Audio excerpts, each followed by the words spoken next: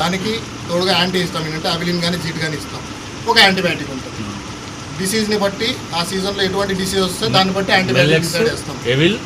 మెల్నెక్స్ అవిల్ antibiotic ఏ సీజన్లో, ఇప్పుడు ఈ సీజన్లో వచ్చింది మనకి నిమోనియా అని డౌట్ ఉంది, టైసిన్ వాడతాం.